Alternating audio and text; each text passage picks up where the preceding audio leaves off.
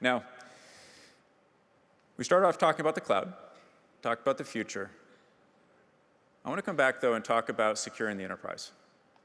Because there is and continues to be just amazing opportunities to continue to innovate and expand what we're able to do in the enterprise. Nir showed this slide at the very beginning. There's multiple form factors for security. The hardware form factor where we started expanding into virtual form factors and as a service.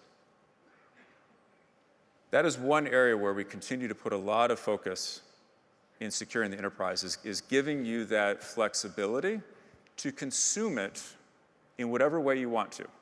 And in most cases, a combination of these different form factors. And just as importantly, if not more importantly, enabling you to consume even more security services on top of those form factors consistently. This is something that we've always been very focused on as a company. It started with threat prevention and URL filtering. It extended with Global Protect. It extended with Wildfire. Most recently this year, DNS security. And actually, maybe most recently, what we announced 40 minutes ago with SD-WAN. And it's going to continue to extend.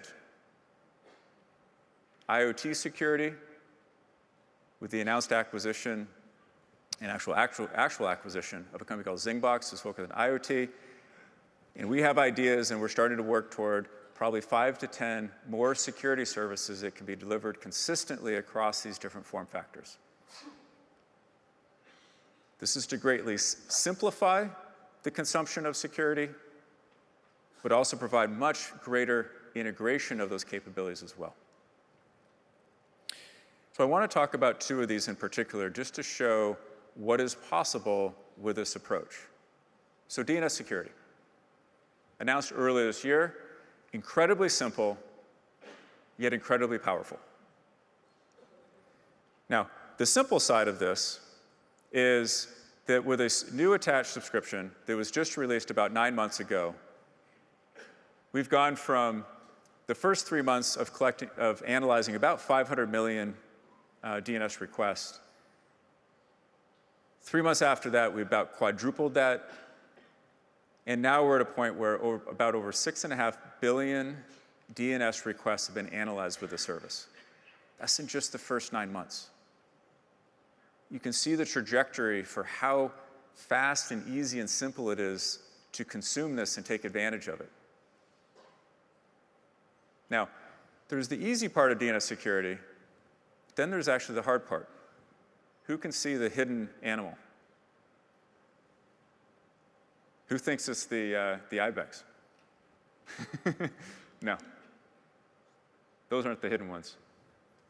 It's the leopard. So there's the simple side of DNS security, but there's the powerful side of DNS security, which is effectively trying to find the really well-hidden stealthy attacks. Attackers are starting to understand that DNS is a great avenue for both delivering attacks as well as exfiltrating data after they've successfully compromised a network or a host. So yes, we have to block known bad domains. We even do analytics to be able to predict the next domains and block those. We then identify the host, et cetera. We do all of these pieces. This is what you would expect. But we do something else that's really, really important, which is the ability to detect and prevent tunneling over DNS. And just about a month ago, we wrote a blog. It's very interesting reading if you have time. Our Unit 42 team did this on an attack called X-Hunt.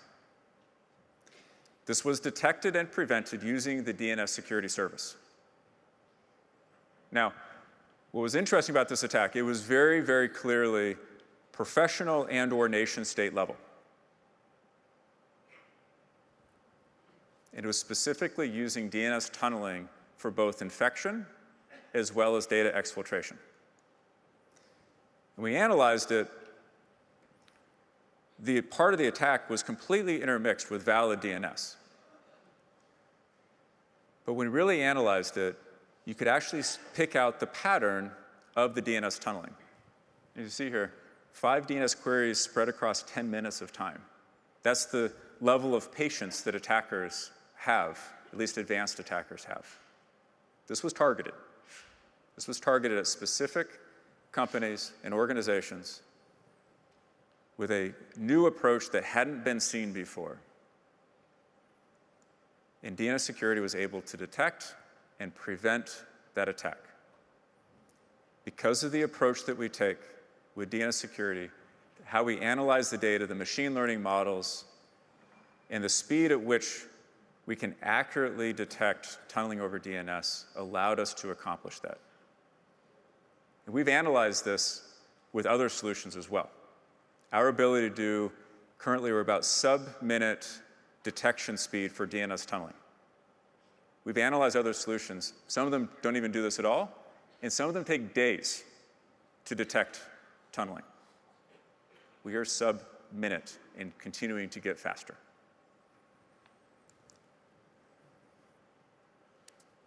The second security service I want to highlight for you today is around IoT. Enterprise IoT, I believe, is becoming a massive problem from a security perspective. IoT devices are showing up all over the place. We often talk about this as consumer IoT. My favorite example is connected cows. It's a real example. You can look it up later if you want. But in the enterprise, badge readers, security cameras, printers, some of this handling the most sensitive data of the enterprise. Simply connected, typically unpatched, typically full connectivity, and no one thinks anything of it. That is starting to change because attackers are starting to think about this. They are starting to say, hey, look, there's all these devices on the network. They're unpatched. They have full connectivity. It's a great target. No one's paying attention to them. I'm going to use them to breach a network. I'm going to use them to spread laterally. This is not a secret that I'm telling you right now. Something has to be done about this. And it's for this reason we went out, we scoured the market, we took a look at what everyone was doing in this space, and we identified a company called Zingbox that we believed was taking the best approach to securing IoT. They primarily use machine learning to both detect and analyze IoT devices. This is important. With the number of devices and the rate of change, signatures just can't be relied upon to scale and be fast enough at detecting and understanding new devices. They primarily use machine learning to do this, both visibility as well as analyzing the behavior of these devices. Take that and build workflows that help you keep these devices up to date and patched, but then also integrate with third-party systems in order to make the appropriate policy changes that need to take place.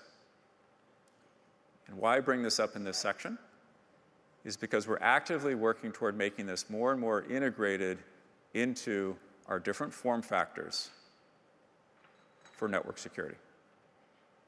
You can expect us to continue to focus on areas like this, as well as others, as we build out these security services as integrated components of network security.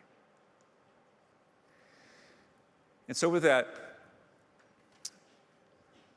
we finished by talking about securing the enterprise, new advancements that we've been making and will continue to make there.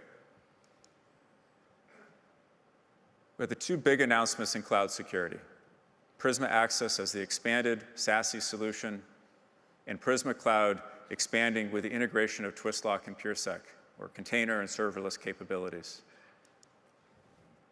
And we talked about Cortex and securing the future, with XDR 2.0 and all of the great new capabilities that we're bringing in as part of this solution. Innovation is certainly alive and well at Palo Alto Networks.